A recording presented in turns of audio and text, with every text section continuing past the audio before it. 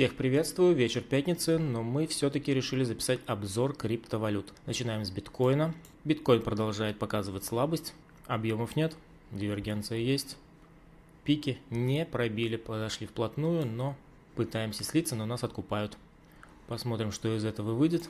Основной сценарий также на снижение. Если промерить по Фибоначчи последний импульс, то вот хотя бы до сюда мы должны скорректироваться. Пока мы сюда не пришли и пытаемся пробить импульс. Что снизу нас откупили, что сверху. Пока очень большая тень. Посмотрим, кто будет сильнее, продавцы или покупатели. По моему основному сценарию и прогнозу, конечно же, ожидаю снижения. Дальше у нас эфириум. По эфириуму вообще все по плану. Пик мы так и не пробили, просто пошли вниз. Снизу тени откупают, тени у нас большие, однако же минимумы постоянно понижаются, и максимумы тоже. Локально тренд нисходящий. Основной сценарий движения сохраняется, также вниз. Смотрим Ripple.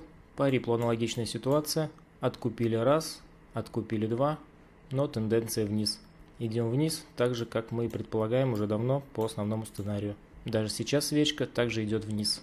Отскока наверх пока не видно. Прогноз в силе. Смотрим Dash. По Dash с большей вероятностью, конечно, мы не добьем до расчетной зоны, но этот вариант исключать нельзя. В приоритете снижение вместе со всем криптовалютным рынком. Пойдем вниз. Дальше ADA. По ADA появилась вот такая тень. Зацепили стопы, у кого здесь они стояли, и обновили лой. Наибольшая вероятность такая, что мы пойдем дальше. Отскока пока нет, заходного нет. Основной сценарий движения вниз. Все по плану. Так, теперь DOT. Вот Polkadot уже даже зацепил расчетную зону. Быстро ее отсюда откупили. 3 волны вниз. Если мы идем в волне C, она является импульсной. С большей вероятностью мы нарисуем еще как минимум один импульс вниз. Поэтому основной сценарий движения также вниз. Дальше BNB. По BNB мы пробили пик волны 1, что говорит о том, что это как минимум не такой формы волна. И это, как и по другим валютам, нарисуем пока вот такое движение. Если примет форму треугольника, то поменяем, куда эта волна у нас дойдет. Вот ее же расчетная зона. Вот здесь уже можно рассматривать лонги. Искать здесь признаки разворота. Если, конечно же, это все обратно не откупит. Что у нас тут по индексу доллара? По индексу доллара со вчерашнего дня у нас, как и предполагалось, пошел рост. Из расчетной зоны мы развернулись выше после 3 волн и направились вверх. Сейчас мы видим, конечно, небольшой откат в 1-2 свечи, но лой не перебит, поэтому основной сценарий движения также в силе. Ждем завершающий импульс наверх. Куда он может дойти? Давайте посмотрим.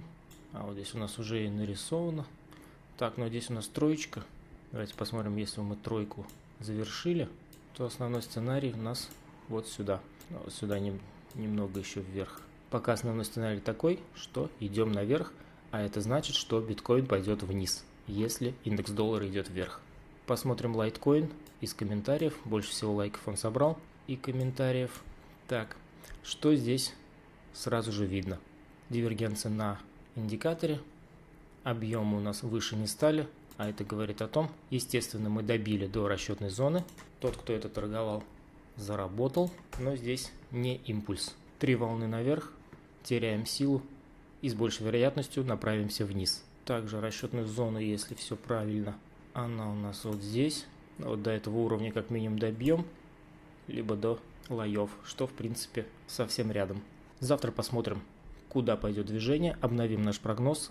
А на сегодня все. Подписывайтесь на канал, ставьте лайки, пишите в комментариях свое мнение, как обычно. Удачной торговли и счастливо!